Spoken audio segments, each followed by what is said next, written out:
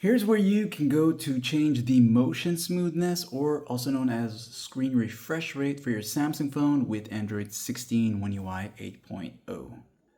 The fastest way to these features is using the quick access and tapping on the setting option right here. Now once you're in this area here, go down until you see display. So we're looking for this right here, display, and when you're here, go down past these until you see motion smoothness.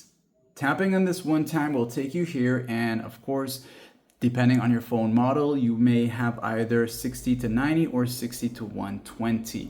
So in my case, I got up to 120, yours may be 90 or 120. If you do decide that you want to kick it up a notch, switching to 120 here will make everything 120, and that's going to use up a little bit more battery life, but you get some smoother refresh rate or screen smoothness, if that's how I want to put it. Okay, but if you want to save some battery life, switch over to the standard, and if you don't really care for all that stuff, just keep it on standard to reduce the battery usage. And that's that for this guide. Like and sub.